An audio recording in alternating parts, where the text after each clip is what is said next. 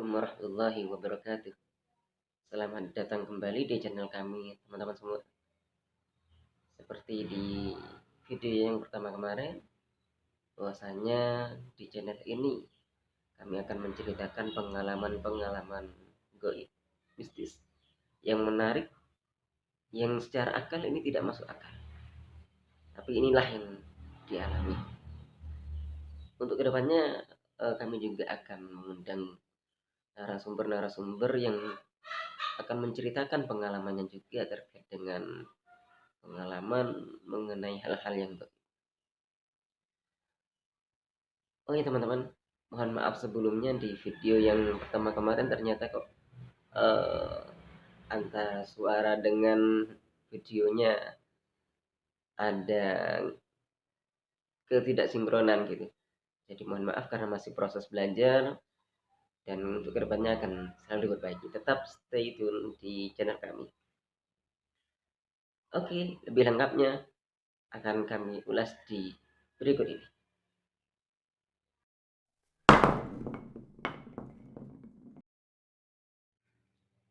Oke teman-teman semua, sebelumnya saya lupa di video yang pertama kemarin saya tidak memperkenalkan diri. Jadi nama saya Yazid. Itu sekilas pengenalan nama pribadi saya.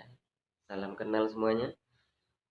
Dan di video yang kedua ini kami akan menceritakan pengalaman hal gaib yang berkaitan dengan perdukunan bisa jadi.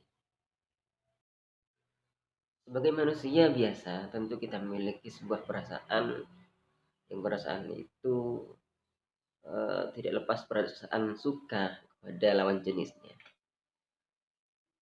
Dan terkadang ketika kita menyampaikan perasaan suka itu kepada orang lain, kepada lawan jenis kita, ada kalanya perasaan itu tidaklah tersampaikan. Sehingga kemudian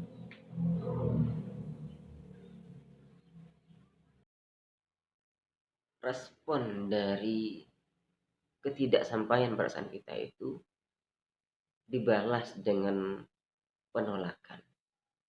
Sehingga terjadi di beberapa kasus akibat adanya penolakan sebuah perasaan katakanlah cinta, itu menimbulkan berbagai macam respon. Ada yang sebagiannya stres, ada yang stresnya sementara, dan ada juga yang berkelanjutan, ada juga yang sampai melakukan tindakan yang di luar batas. Katakanlah seperti halnya melakukan uji coba bunuh diri, atau bahkan yang sering terjadi ada istilah cinta ditolak, dukun bertindak. Ada pengalaman menarik teman-teman yang pernah saya alami sekitar di tahun 2012 lalu. Ini kejadian sudah lama. Saya punya seorang kakak, seorang mbak. Mbak saya merupakan seorang pengusaha. Beliau mempunyai sebuah toko yang pada waktu itu tokonya masih ngontrak di daerah Jalan Bangka di Kabupaten Jember. Toko tersebut menjual berbagai macam handmade, seperti halnya aksesoris, kemudian pin-pin itu undangan pernikahan dan semacamnya. Dan usaha mbak saya di sini alhamdulillah berkembang. Kemudian mbak saya mempunyai beberapa karyawan, dan karyawannya kebetulan cewek semua. Ada salah satu karyawan dari mbak saya itu yang pada saat itu masih berstatus mahasiswa, yang merupakan mahasiswa aktif di salah satu kampus ternama yang ada di Jember, kampus perguruan tinggi negeri. Nama panggilan akrabnya Pink, karena kesehariannya dia sangat suka menggunakan pakaian-pakaian aksesoris yang bernuansa berwarna pink. Entah itu bajunya, kemudian hijabnya, kadang bandolnya juga, sampai sepatu-sepatunya berwarna pink. Maka kemudian panggilan anak kerapnya biasa dipanggil Pink. Di tahun 2012 tersebut kebetulan saya masih aktif menjadi mahasiswa aktif di salah satu kampus yang ada di Jember, yaitu STAIN Jember. Pada saat itu bernama STAIN Jember, dan pada saat ini sudah berganti nama menjadi Unhas Jember. Di kampus tersebut saya juga aktif di berbagai organisasi, jadi terkadang pulangnya juga sampai malam. Lalu suatu ketika saya pulang malam, baru nyampe di rumah itu jam 8 malam. Kemudian tiba-tiba mbak saya menelpon saya. Kemudian saya berpikir, kok tumben mbak saya nelpon malam-malam. Lalu telepon mbak saya tersebut saya angkat. Kemudian ketika sudah saya angkat, ya mbak, ada apa? Saya ajak begitu. Mbak saya kemudian nada bicaranya sedikit panik. Mbak saya bilang begini, Le, bisa ke toko sekarang, ke toko Bangka sekarang. Ini penting, darurat. Seperti itu kalimat mbak saya. Lalu saya tanya, ada apa mbak? Kemudian mbak saya tersebut menjawab, Ping Le, ping kesurupan, Reneo. Itu kalimat mbak saya seperti itu. Artinya saya kaget loh, kok kejadian seperti ini sebelumnya tidak pernah terjadi hal yang seperti ini. Akhirnya kemudian saya tanya ke mbak saya, mbak, sampai nggak ngubungi Pak Arsyad saja? Kebetulan mbak saya kenal dengan salah satu ustaz yang bidangnya menangani hal-hal semacam itu, kesurupan dan sebagainya. Kemudian mbak saya bilang gini, sudah Le, Arsyad kebetulan masih pengajian, jadi bisanya ke sini masih jam 9. Waduh, saya kemudian jawab begini, tapi aku gak pernah menangani yang seperti itu. Terus mbak saya mengatakan, sampean kan kuliahnya di STAIN Le, masa gak diajari kayak gitu? Nah, ini teman-teman yang membuat saya itu juga ingin mengklarifikasi bahwasanya meskipun kita sebagai mahasiswa itu kuliah di perguruan tinggi Islam, kami mahasiswa itu tidak diajarkan mengenai bagaimana caranya menangani hal-hal yang semacam itu. Jadi kami tidak diajarkan bagaimana caranya mengatasi orang yang sedang kesurupan dan sebagainya. Jadi ini perlu juga kami sampaikan klarifikasi kepada semuanya, bahwasanya meskipun kami yang masih kuliah ataupun sudah lulusan dari perguruan tinggi agama, kami tidak diajarkan mengenai materi-materi yang semacam itu. Malah materi yang kami dapat itu yang berkaitan dengan yang rasional semua. Jadi tidak ada yang berkaitan dengan hal yang gaib. Lalu kemudian untuk mengurangi rasa kekhawatiran mbak saya, kecemasan mbak saya, akhirnya saya sanggupi. Oke sudah mbak, tunggu, ntar lagi saya ke sana. Tanpa pikir panjang, saya bertujuan ke sana dengan niatan ingin membantu mbak saya, menenangkan mbak saya, mau melakukan apapun sebisa yang saya bisa. Tindakan yang pertama saya lakukan pada saat itu, saya langsung ngambil wudhu. Masih di rumah. Saya ngambil wudhu, kemudian saya sempatkan bacakan tawasul Fatihah seperti biasanya kepada baginda Nabi Muhammad SAW beserta keluarganya, para sahabatnya, para tabi'in dan semuanya, juga termasuk orang tua saya dan seluruh guru-guru saya, juga tidak lupa mbak saya dan juga si korban, katakan si Ping yang saat itu sedang kerasukan, juga tidak luput dari Al-Fatihah saya bacakan khusus kepada beliau. Lalu kemudian saya masih berpikir, kira-kira apa yang perlu saya bawa ke sana. Karena jujur saya sebelumnya tidak pernah menangani hal yang semacam itu. Dan kemudian saya berpikir saya harus membawa sesuatu senjata, katakanlah seperti itu. Maka yang terpikirkan pada saya saat itu tidak lain saya harus bawa Al-Quran kecil yang cukup ditaruh di saku dan juga tasbih. Entah apa nanti yang akan terjadi, mungkin bisa bermanfaat begitu menurut saya. Itu yang saya bawa ke sana, ke lokasi. Bismillah dengan niat, langsung berangkat. Sesampainya di lokasi, ternyata sudah banyak orang, ramai orang yang satu komplek di sana itu sudah pada melihat kejadian itu. Ternyata si Pink itu ada di luar toko mbak saya, sudah ada di luar toko. Dan sebelum saya datang ternyata sudah ada warga yang mencoba membantu dengan cara memanggilkan seorang dukun. Karena kalau dari pakaiannya serba hitam, kemudian mengenakan cincin yang besar-besar, dan juga ada kalungnya itu ya kayak dukun gitulah penampilannya. Jadi sebenarnya tidak lain maksud dari orang tersebut, warga tersebut ingin membantu sebenarnya, dan itu yang beliau bisa. Dan terima kasih atas bantuannya. Dan ketika sudah saat saya tiba di lokasi,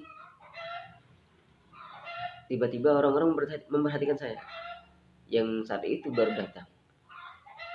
Ya, saya sudah berupaya membantu apa yang saya bisa. Kebetulan pada waktu itu saya pakai sarung, kemudian pakai kopiah, jadi sedikit terlihat mengustadkan.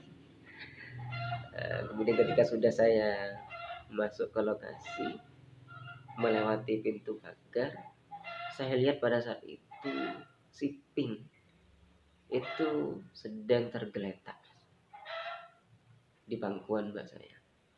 Kemudian ketika sudah saya melangkahi batas pagar toko mbak saya, tiba-tiba si Pink ini berdiri, duduk, dan ngamuk secara frontal. Dia kejar-kejar, lari-lari kejar orang-orang yang sedang menonton pada saat itu. Untungnya pada saat itu sosial media masih tidak seramai pada saat ini. Andaikan sudah ramai seperti saat ini, saya yakin pada saat itu pasti ada yang memvideo dan ada yang share video tersebut, kejadian tersebut. Tapi karena pada saat itu masih tidak, penggunaan sosial media tidak seperti sekarang, kejadian itu saya rasa belum ada yang sampai meng-share, memvideonya. Akhirnya orang-orang yang pada saat itu sedang menonton kejadian tersebut, ketika dikejar-kejar oleh si Pink, pada lari semua. Dan kemudian setelah itu balik lagi ke lokasi toko dan kemudian menghampiri saya. Dan pada saat itu ia berusaha mau mencekik saya. Entah kenapa sebelum dia berhasil mencekik saya, si Pink langsung roboh. Yang saat itu si Pink sedang ngamuk karena kesurupan, langsung roboh. Kemudian ketika sudah roboh, dibopong, ditidurkan di bangkuan mbak saya lagi. Lalu saat itu saya bilang ke mbak saya agar si Pink di sini diambilkan, diwudukan. Jadi waktu itu ketika sudah setengah sadar si Pink ini, akhirnya saya minta untuk dibawa ke kamar mandi di belakang untuk diambilkan. Ketika sudah selesai mengambil wudhu, ingatannya si Pink sudah mulai sedikit kembali, cuma masih belum seutuhnya, masih linglung. Dia cuma sekedar bertanya-tanya, aku kok banyak orang, kenapa, ada apa. Itu yang kalimat-kalimat yang keluar dari Pink. Tidak lama setelah itu ternyata Ustadz Arsyad datang. Jadi Ustadz yang Mbak saya panggil, yang memang keahliannya diantaranya adalah mengobati orang-orang yang seperti itu, sudah datang. Ketika Pak Arsyad datang, kemudian ya karena beliau sudah ahlinya, sudah terbiasa, beliau langsung mengajak komunikasi sih. Lalu kemudian Ustadz Arsyad bilang, "Duk, kamu diam, tutup mata kamu." Setelah itu, setelah si Pink menutupkan matanya, yang terjadi adalah kesadarannya Pink hilang lagi. Si Pink roboh. Dan kemudian bangkit lagi, bangun lagi, tapi yang merasuki atau jin yang sebelumnya merasuki itu kumat lagi. Jadi si Pink marah lagi. Tapi sama Pak Arsyad pada waktu itu, sama Ustadz Arsyad pada waktu itu, entah apa yang dilakukannya, sehingga membuat si Pink yang kerasukan pada saat itu tidak bisa bergerak. Si Pink pada waktu itu kakinya tidak bisa bergerak. Dia marah-marah tapi kakinya tidak bisa bergerak, hanya bisa duduk di kursi teras yang ada di depan toko. Lalu Ustadz Arsyad bilang, "Mau apa kamu sekarang?" Lalu jin yang ada di dalam tubuhnya si Pink di sini frontal, "Lepaskan saya, lepaskan saya." Lalu kemudian tangannya pada waktu itu masih bisa bergerak. Dia ingin mencekik saya yang masih ada dekatnya, tapi tangannya tidak sampai ke saya, sampaian. Lalu kemudian oleh Pak Arsyad, oleh Ustaz Arsyad, tangannya dipegang, sehingga kemudian tangan si Pink juga tidak bisa bergerak, hanya seperti ini, duduk dengan tangan yang seperti ini. Lalu kemudian Pak Arsyad tanya lagi, "Kenapa kamu marah ke dia?" Maksudnya menunjuk ke saya, "Kenapa kamu marah ke dia?" Kemudian si jin tersebut bilang, "Saya tidak suka." Jadi si jin tidak suka dengan keberadaan saya, makanya kemudian dia ingin mencekik saya. Lalu kemudian Ustadz Arsyad mencoba komunikasi lagi dengan jin yang merasuki tubuhnya Pink tersebut. "Kamu siapa?" katanya. Ditanya dengan seperti itu, nada seperti itu oleh Ustadz Arsyad. "Kamu ini siapa?" Kemudian gak mau, dipaksa-paksa akhirnya kemudian mengaku bahwasanya dia adalah jin yang dikirimkan dari kota sebelah, katakan Banyuwangi. Jadi Banyuwangi merupakan salah satu kota yang ada di timurnya Jember. Ya, mohon maaf ini tidak menjelekkan nama kotanya, hanya sebatas menceritakan kejadian pada saat itu. Kemudian setelah didesak-desak terus, ternyata dari pengakuan si jin, dia itu disuruh orang, maaf, dia itu disuruh dukun, yang kemudian dukunnya itu disuruh orang, dan orang yang menyuruhnya itu adalah masih tetangga dari si Pink. Jadi orang yang menyuruh dukun untuk mengirimkan jin agar masuk ke dalam tubuhnya si Pink tersebut tidak lain adalah seorang laki-laki yang masih tetangganya si Pink. Lalu kemudian ketika sudah didesak oleh Ustadz Arsyad, pengakuan dari si jin tersebut bahasanya laki-laki tersebut sebelumnya pernah menyatakan cintanya kepada saya. Namun karena suatu alasan si Pink menolaknya, yang kemudian berlanjut kepada tindakannya, yaitu si laki-laki tersebut melakukan perbuatan yang nekat dengan cara dia berani menyuruh dukun untuk mengirimkan jin untuk merasuki tubuhnya si Pink. Itulah informasi yang kami koreksi, yang kami korek terus secara terus menerus kepada jin yang telah memasuki tubuhnya si Pink. Dan tidak berhenti saat itu juga. Pada saat itu jin yang pertama, jadi si Pink tidak hanya kemasukan satu jin saja. Jadi ketika sudah jin yang pertama ini dikeluarkan, awalnya sudah dikira aman. Kemudian Ustadz Arsyad dan saya juga sudah berpamitan pulang pada saat itu. Tapi si Pink pada saat itu kondisinya masih ada di tokonya mbak saya. Kemudian belum nyampe saya di rumah, masih di perjalanan, ditelepon lagi oleh mbak saya. Dek, balik ke sini lagi, katanya mbak saya. Pink kumat lagi. Akhirnya saya bilang, Pak Arsyad, coba telepon mbak. Nah, ternyata mbak saya juga sudah menelpon Ustadz Arsyad. Kemudian saya nyampe lokasi, ternyata Ustadz Arsyad baru nyampe juga. Dan ditangin lagi oleh Ustadz Arsyad.